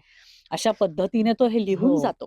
ती पत्र कारगिल खरंच. वॉर मेमोरियलमध्ये ठेवलेली हो, आहेत. हो. त्यांचे कपडे ठेवलेले आहेत तिथे. ठेवलेले आहेत. ते बघून आणि ते जेव्हा जवान आपल्याला काही सांगत असतात, म्हणजे ते ह्या सगळ्यांना म्हणजे तिथे जे मेमोरियल आहे ते सांगतात आणि होय. तेव्हा आपल्याला खरंच भरून येतं. पण ती खरी म्हणजे ती देशभक्ती मला असं म्हणायचंय, की प्रत्येकाने खरंच जागी ठेवली पाहिजे. होय, होय. नक्कीच. म्हणजे सेल्फलेस सर्व्हिस आहे ती. आणखीन आपण देखील आपल्या थोडं कम्फर्ट झोनच्या बाहेर जाऊन बाहेर जाऊन हे काय केलं करू पाहिजे. शकतो आपण आपल्यासाठी? आपल्याला तर सशक्त करायचंच आहे. पण आपण समर्थ आणि सशक्त होण्यामागचं उद्दिष्ट काय? हो. तर आपल्याला कॉन्ट्रिब्यूट करायचंय. आपापल्या क्षेत्रामध्ये, आपापल्या माध्यमातून जितकं होईल तितकं प्रत्येकाने तेवढं योगदान आपल्या समाजासाठी, राष्ट्रासाठी, पुढची पिढी घडवताना ज्या टप्प्यावरती आपल्याला देता येईल, तर ते ते दिलंच खरंच पाहिजे दिलं असं मला पाहिजे. वाटतं. 2014 च्या आधी म्हणजे गेल्या 10 वर्षात मी म्हणेन किंवा 2014च्या आधीचा आणि नंतरचा काळ ह्याच्यात कसा बदल तुम्हाला जाणवतोय? म्हणजे आपले पंतप्रधानही बऱ्याच ठिकाणी तुम्ही म्हणजे आपण सगळेच बघतो, की ते प्रत्येक म्हणजे 26 जानेवारीपासून किंवा आर्मी बेसला जाणे, आर्मीचा ड्रेस परिधान करून तिथे किंवा त्याचं हे करून जाणे तिथे आणि प्रोत्साहन देणे हे सगळं करतायत. तर तुम्हाला काय वाटतं याबद्दल? ओके. खूप असा एकदम मोक्याचा प्रश्न तू विचारलास आणि खूप महत्वाचा प्रश्न आहे हा. हो. एका वाक्यात सुरुवात करायची झाली तर आपण संरक्षण दलांना प्राधान्य द्यायला लागलोय. येस. कारण आपला आपला जसा प्रत्येक व्यक्तीचा जीवन प्रवास असतो तसा प्रत्येक राष्ट्राचा प्रवास असतो. तसा प्रामुख्याने आपण जर स्वातंत्र्यानंतर विचार केला तर 47-48 साली आपली मानसिकता अशी होती, आपल्या राज्यकर्त्यांची मानसिकता अशी होती की भारताला सैन्य हवंच कशाला, हे वाक्य आहे की आपल्याला आता we don't need army any more. आता ब्रिटिश गेलेत आणि आपल्याला आता संरक्षण दलाची म्हणजे गरजच नाहीये दलांची. आपला भाईचारा महत्वाचा आहे, आपले संस्कार महत्वाचे आहेत. जेव्हा की आपल्या देशाचा इतिहास हे सांगतो की राष्ट्राच्या सीमा ह्या तलवारीच्या टोकावरती आखल्या जातात. परराष्ट्र धोरण असेल किंवा सैन्य असेल ह्याच्यावरती कोणी कोणाचा मित्र आणि शत्रू नाही हे आजही आपल्याला दिसतं की आपण अनेकदा समोरासमोर विरोध करत असतो आणि त्यांचे अग्रीमेंट साईन होत असतात आपल्या इतर देशांचे. तर हे काय घोळ आहे हा सगळ्यांना वाटतं, पण हे नेहमी समजून घेण्यासारखं आहे. एकतर युद्ध हे परराष्ट्र धोरणापेक्षा विलग करता येत नाही, वेगळं करता येत नाही. आणि दुसरं म्हणजे इथे कोणी परमनंट शत्रू किंवा मित्र नाही. आणि मग जेव्हा काश्मीर घेण्यासाठी 47-48 साली पाकिस्तानी सैन्य सगळं अगदी चालून आलं तेव्हा आपण जागे झालो की अशा पद्धतीने अटॅक होऊ शकतात. आणि हे पुढे चालून म्हणजे जे बाकी युद्ध झाले आपलं 65चं युद्ध झालं आणि 71चं युद्ध झालं, ह्यातनं एक एक आपण धडा शिकत गेलो. नेव्ही आपली 71च्या याच्यामध्ये जास्त आपल्याला डॉमिनेटेड होताना दिसते किंवा अनेक ऑपरेशन्स नेव्हीने घडवून आणली. आणि अशा पद्धतीने कारगिलचं युद्ध एक हे झालं. ह्याच्या पुढचा जो आता टप्पा होता हा दहशतवादाला सामोरं जाण्याचा होता आणि बरोबरीने आपल्या सीमा सुरक्षित करण्याचा सुद्धा होता. म्हणजे मला हे देखील इथे याचा उल्लेख करायला आवडेल की जे आपण बालाकोटमध्ये घडून आणला जो एअर स्ट्राईक, तो तसाच एअर स्ट्राईक 2008 साली देखील करता आला असता. पण केवळ आपल्याला ते एस्केलेट झालं तर काय, तर पुढचं जर आपण म्हणजे युद्ध वाढलं तर मात्र आपल्याकडे तेवढी हे नाहीये. कारण पाकिस्तान केवळ पाकिस्तान नाहीये, त्याच्या मागे 3-4 देशांचा हात आहे. आपली लढाई म्हणजे आपली लढाई डिरेक्टली ही चीनची आहे हे सुद्धा आपल्याला माहिती आहे. तर ह्या सगळ्या भीतीमुळे आपण शांत बसलो. पण आपण मुळात पॉलिसीज बदलली की जशाच तसं. गोली से गोला म्हणजे हे जे आहे हे प्रत्यक्ष खरं आहे. अशी काही उदाहरणं आपल्याला युद्धाच्या इतिहासात सापडतात की ज्यावेळी सीमेवरनं तोफा डागल्या जायच्या आणि आपल्या अधिकाऱ्यांना फोन करायला लागायचा हेडक्वार्टरमध्ये. म्हणजे मेजर जनरल सगत सिंगांचे हे सगळे किस्से आहेत की फोन करायला लागायचे की आता आपण हल्ला सुरू करायचा आहे का. मग समोरचा अधिकारी कुठेतरी नाहीये त्या दिवशी ऑफिसमध्ये, सो तिथे वेट करायचा आहे. आणि म्हणजे आपल्याला हल्ला तर सोडाच, पण प्रतिहल्ला म्हणजे डिफेन्सच करताना आपल्याला हे करण्याची परवानगी नव्हती. तर आता आपण हे जगतोय की offence is the best defence. त्याच्यामुळे आता आपण आक्रमक झालोय, आता आपण जशाला तसं उत्तर देतोय. आणि ह्याच्या मागे पुन्हा संयम आणि मूल्य ही आहेतच. आपल्याला कोणताही भूभाग बळकवायचा आहे का नाही, कुठल्याही लोकांवर किंवा याच्यावरती वर्चस्व गाजवायचं का नाही, आपण फक्त आपलं संरक्षण करतोय या भावनेने आपण ते सगळं करतोय. म्हणून कुठेतरी प्राधान्य दिलेलं आहे. दुसरा महत्वाचा मुद्दा म्हणजे आत्मनिर्भरता. कोणी शत्रू नाही, मित्र नाही, तुम्हाला तुमच्या जीवावरती लढायचंय. आणि याच्यासाठी सगळ्यात महत्वाचं काय आहे, तर आपण जे रशियाकडनं आणि इतर अनेक देशांकडनं जे जे काही उपकरणं घेतो तर ते कमीत कमी परावलंबन आपण ठेवायचं. आणि दोन्ही आता कोलॅबरेशनचा जमाना आहे. आणि हे आपण सैन्याच्या क्षेत्रात देखील बघतोय की ब्रह्मोस सारखे प्रोजेक्ट असतील, इतर अनेक की जे आपण काही देशांच्या त्यांच्याशी कोलॅब करून हे बनवतोय.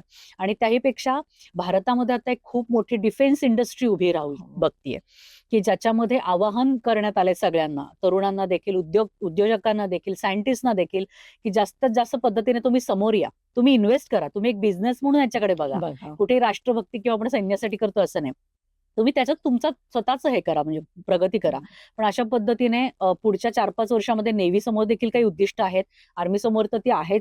आणि आपण जे बघितलं की ड्रोन्सचं युद्ध होतं, ऑपरेशन सिंदूर, आणि एवढ्या ड्रोन्सचे म्हणजे हल्ला झाला आपल्या सगळ्या ह्या सीमांवरती, आपण पुरून उरलो. म्हणजे वी शुड फील लकी की आपण एवढ्या चांगल्या एअर डिफेन्स मेकॅनिझम मध्ये राहतोय. तर हे एवढे ड्रोन्स आले कुठून, कधी, हे आपल्याला कधी कळलं नाही. पण आपण जे काही ऑपरेशन सिंदूर यशस्वी केलं ते 1-2 महिने किंवा 1-2 वर्षांच्या तपश्चर्येचं फळ नाही, तर ते मागच्या 10 वर्षांच्या प्राधान्य देण्याचं त्यातनं आलेलं हे कुठेतरी फळ आहे असं मला वाटतं. म्हणून एवढ्या अॅक्युरेसीने आपण हे सगळं करू शकलो. मोदीजी जे करतायत ते तुम्ही म्हणजे अगदीच वी सपोर्ट इट. कारण असं नेहमी म्हटलं जातं ना की राज्यकर्त्यांना का श्रेय द्यायचं, ते श्रेय आर्मीचं असतं. पण ज्याप्रमाणे मी म्हणाले की परराष्ट्र नीती आणि युद्ध हे वेगळं नाहीये, त्याचप्रमाणे राज्यकर्ते आणि सैन्य हे देखील वेगळं नाहीये. म्हणजे आपण आता तुम्ही सॅम बहादूर चित्रपट जरी बघायला गेलात, तुम्हाला कळेल इंदिरा गांधींचं आपण त्यांना श्रेय देतो. 71चं युद्ध त्यांनी जे धाडस दाखवलं इंदिरा गांधींनी, ते अमान्य करण्यात काहीच अर्थ नाहीये. एक स्त्री असून त्यांना जे वाटलं की आता भारत उतरेल आणि भारत बांगलादेश वेगळा करून राहील, हा जर राज्यकर्त्यांनी निर्णय घेतला नसता, त्या पद्धतीने समोर ऑर्डर्स दिल्या नसत्या, तर आज बांगलादेश झाला नसता नसता. वेगळा. हे जर आपण मान्य करतो तर आजचे बदल जे घडतात त्याच्यामागे कुठेतरी राज्यकर्त्यांचं सकारात्मक धोरण, त्यांनी घेतलेला जो काही ध्यास आहे, त्यांनी बघितलेलं जे काही विजन आहे विकसित भारताचं आणि त्याच्यामध्ये आत्मनिर्भर संरक्षण दल, तर हे अमान्य करण्यात काय अर्थ आहे? की मी तटस्थपणे सांगते, कुठेतरी मला जबाबदारी आहे माझ्यावरती देखील संरक्षण दलांचा जेव्हा मी रँक लावतो, पण हे अतिशय जबाबदारीने मी हे म्हणते की ह्या दोन्हींचा निश्चितच संबंध असतो. श्रेय घेणं किंवा न घेणं हा खूप छोटा त्यातला मुद्दा आहे. अशा पद्धतीने एक मोठं स्वप्न बघणं आणि भारताला नवे पंख देणं, ते बळकट करणं हे फार गरजेचं आहे. दुसरं आपल्याला माध्यमांमध्ये पण झालेला बदल जाणवेल तो, की आपल्याला काय वाटतं की अनेकदा प्रोजेक्ट करतात सगळं अननेसेसरी, असंही आपल्यावरती सरकारवरती किंवा की ठिकठिकाणी आपल्याला ते दिसतं की सैन्य इकडे झालंय तिकडे झालंय. पण आपल्याला दुसऱ्या बाजूने हे पण बघितलं पाहिजे की आज प्रत्येक घरामध्ये जर कर्नल सोफिया कुरेशी आणि विंग कमांडर हो. व्योमिका यांचं उदाहरण ते पोचलं असेल तर ते देखील मीडियामुळेच गेलंय हो. की विमेन ऑफिसरचा विषय एकदम ते लाटेसारखा तो वरती आला. आता दिल्लीला एक वर्ल्ड बुक फेअर तिथे ऑर्गनाईज करण्यात आलं होतं मिलिटरी हिस्ट्री या थीम वरती, आणि तिथे वेगवेगळी चर्चासत्र होत होते की महिलांचं योगदान काय संरक्षण दलांमध्ये. तर हे विषय एवढ्या प्रामुख्याने आज बोलले आपण जातात. बोलतोय, त्यांचं योगदान कुठेतरी आपण व्हॅल्यू करायला लागलो आहोत. तर त्याच्यात देखील ह्या सगळ्या गोष्टी आहेत की आज म्हणजे भारतातल्या कानाकोपऱ्यातली मुलगी म्हणतेय की मला सोफिया कुरेशी व्हायचंय, मला व्योमिका सिंग व्हायचंय. तर हा जो इम्पॅक्ट त्यांनी साधला गेलाय, कुठेतरी एक सकारात्मक लाट या संरक्षण दलांची आली आहे की नाही आता मला हे देखील करिअर आणि मी याच्याकडे वळू शकतो.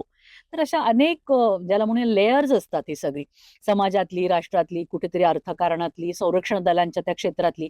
तर ठिकठिकाणी हे सगळे बदल होताना आपल्याला दिसत आहेत आणि त्या बदलाचा मी कुठेतरी एक भाग व्हावं, हे मोटिवेशन प्रत्येक माणसामध्ये येतंय हळूहळू आणि ते आलं पाहिजे. कारण प्रत्येक ओंजळ याला मिळाली तर जाऊन कुठेतरी ते योगदान आपल्याला त्या भारत मातेच्या चरणी आपण वाहू शकणार आहोत. त्याच्या मागे केवळ आणि तरच आपण कुठेतरी या विघटनवादाला आणि सगळ्या ह्या वाईट गोष्टींना पुरून उरणार आहोत. जर आपल्यामध्ये तेवढी सकारात्मकता नसेल तर आपण निराश होऊया या सगळ्या प्रवासावरती. म्हणून हा खूप मोठा इम्पॅक्ट या सगळ्या गोष्टींनी साधला जातोय असं मला वाटतं. आत्ताच एका पुस्तकाला, मी पुस्तकाचा नाव मुद्दाम सांगणार नाही, ते तुमच्याकडूनच येऊ दे. त्याला आता एक पुरस्कार मिळालेला आहे, जस्ट 2 दिवसापूर्वी आपण डिस्कस केलं, तर त्याबद्दल खरंच थोडं सांगा. हा जो शौर्याचा धागा आहे, जो मला लहानपणापासून खुणावत होता आणि एक दिवस मी वर्दी घालून आर्मीमध्ये गेले. आर्मीमधनं बाहेर पडल्यावरती देखील हा जो कुठेतरी शौर्याचा शोध आहे हा सुरू राहिला आणि मला आर्मीच्या निमित्ताने पूर्ण देशभरामध्ये काही राज्यांमध्ये राहण्याची, वास्तव्याची संधी मिळाली आणि इतिहासाचा एक धागा मनामध्ये होता. तर तिथे तिथे ज्या ज्या वीरांगना होऊन गेल्या तर त्यांच्या संदर्भात मी वाचत गेले आणि 2024 मध्ये अपराजिता गाथा भारतीय वीरांगनांची हा माझा एक ग्रंथ प्रकाशित झाला. हा भारतातला पहिलाच प्रोजेक्ट आहे 836 पानांचा, ज्याच्यामध्ये गेल्या 2000 वर्षांमधल्या भारताच्या इतिहासातल्या योद्धा आणि प्रशासिका या तुम्हाला वाचायला मिळतील त्याच्यामध्ये. आणि अखंड भारतातल्या म्हणजे सिंध असेल, बांगलादेश असेल, अशा सगळ्या प्रांतांमधल्या या काळामधल्या, म्हणजे सातवाहन काळापासून हा ग्रंथ सुरू होतो, इसवी सन पूर्व 2 ते 3 ते सुभाष बाबूंची राणी झाशी रेजिमेंट इथपर्यंत हा ग्रंथ अशा पद्धतीने विभागला गेला आहे वेगवेगळ्या प्रकरणांमध्ये. आणि अजून एक वैशिष्ट्य म्हणजे ससंदर्भ आहे हा. आपले जे प्राचीन ग्रंथ आहेत, म्हणजे आज आपण काश्मीरचा इतिहास वाचायला गेलं तर कल्याणाचं राजतिरंगिणी आपल्याला हाताळायला लागतं, किंवा गुजरातमध्ये आपल्याला मेरुतुंगांचं प्रबंध चिंतामणी वाचायला असतं. तर अशा पद्धतीने सगळे जे एन्शंट टेक्स्ट आपले आहेत त्यांचा प्रत्यक्ष पुराव्यानिशी या सगळ्या वीरांगनांचं योगदान, त्यांची युद्धनीती. त्यानंतर आपण खूप सहज म्हणतो की राणीनं राज्य केलं 20 वर्ष 25 वर्ष, पण त्या राज्याला किती आयाम होते. प्रशासन होतं, युद्ध कौशल्य होतं, युद्ध प्रशासन वेगळं, लष्करी ज्याला म्हणतो पण ती व्यवस्था वेगळी, न्याय व्यवस्था, अर्थव्यवस्था, परराष्ट्र धोरण, मुत्सद्देगिरी, म्हणजे अशी एक मोठी यादी आहे जी आपण स्त्रियांच्या बाबतीत कधीही वाचलेलीच नसते. आपण त्याचा संबंध नेहमी पुरुष राज्यकर्त्यांशी सहज लावतो, पण त्यावेळी करव्यवस्था कशी होती. तर ह्या सगळ्या गोष्टी आपल्याला माहिती पाहिजेत. हा एक स्त्री शक्तीचा चालता बोलता आपला एक पट आहे मला असं वाटतं, जो मला असं वाटलं की मी हे जग सोडून गेल्यानंतर मी मागे काय सोडून जाईल.